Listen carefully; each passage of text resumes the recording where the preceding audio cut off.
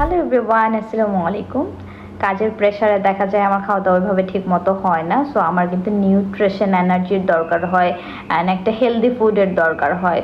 So ওইভাবে যেহেতু খাওয়া দাওয়া হয় না, তো আমি আমার খাবারের রুটিনে কিন্তু একটা হেলদি মিক্স রেখেছি। সেটা কি আমি দেখিয়ে দিচ্ছি, অ্যান্ড সেটা কীভাবে বানাতে হয় সেটাও কিন্তু আপনাদের সাথে শেয়ার করছি। হ্যাঁ, এইটা হচ্ছে আমাদের এসএমসি ফুডের একটা হেলদি মিক্স। এটা খুবই মজার খেতে, অ্যান্ড কীভাবে বানাতে হয় সেটাও বলে দিচ্ছি।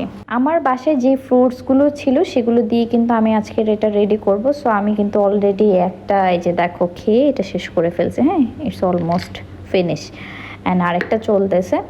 এই দেখো, আমি এখানে কিন্তু খুব সুন্দর করে স্ট্রবেরি, ব্যানানা অ্যান্ড হচ্ছে অ্যাপেল, তারপরে আমাদের ডালিম, খেজুর, এগুলো সব কিছু নিয়েছি। তোমাদের বাসায় যার যেটা আছে তোমরা সেটাই নিয়ে নেবে। সো আমি নিউট্রিশন ফুডটা অ্যাড করে ফেলি তোমার ঠান্ডা দুধের সাথে, মানে বয়েল করে ঠান্ডা করে নিই, তারপরে হচ্ছে এটার মধ্যে দিয়ে ফেলি। ঠিক আছে, তো আমি এখানে 2-3 চামচ এখানে আমি ওটস নিয়েছি। আর এটার মধ্যে কিন্তু অনেক রকমের বাদাম, কাজু বাদাম, দেন হচ্ছে আমাদের কাঠ বাদাম, আখরোট, কিশমিশ, সূর্যমুখী বীজ, মিষ্টি কুমড়ো বীজ, তরমুজ বীজ, রোল ওটস তো থাকছেই। অ্যান্ড এটার মধ্যে কিন্তু তোমাদের পুরো যে নিউট্রিশন অ্যান্ড হেলদি মিক্সের যে ব্যাপারটা, পুরোটাই তোমরা এটার মধ্যে পেয়ে যাবে। মানে এক বক্সের মধ্যে তোমার সব থাকবে। ঠিক আছে, এখন আমি যেটা করব, একে একে আমার যে ফ্রুটসগুলো আছে সেটা মিশিয়ে নেব। প্রথমে কিন্তু আমি খেজুর দিয়ে দিচ্ছি, তারপরে আমি দিয়ে দেবো এটার মধ্যে খুব সুন্দর অ্যান্ড সুইট করে আমাদের স্ট্রবেরি। সো স্ট্রবেরি আমার খুব পছন্দ, এটা আমি আজকেই আনছি স্ট্রবেরিগুলো। অ্যান্ড দিয়ে দিব আমি ব্যানানাও আমার এটার সাথে খেতে অনেক অনেক পছন্দ, আমি অনেক পছন্দ করি।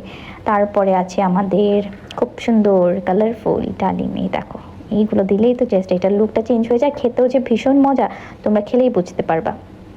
তারপরে আমি অ্যাট লাস্টে দিয়ে দিয়েছি অ্যাপেল। ঠিক আছে, সো ওকে, আমার এই হেলদি মিক্সটা কিন্তু একদম রেডি, অ্যান্ড এটা আমি খেয়ে নেব। এটা খেতে ভীষণ ভীষণ মজা। যারা খাওনি এখনও, এখন ট্রাই করতে পারো। আমি বাসায় যদি লাঞ্চ না করি, ডিনার না করি, আমি কিন্তু এই ওটসটা এভাবে বানিয়ে আমি খেয়ে ফেলি। ঠিক আছে,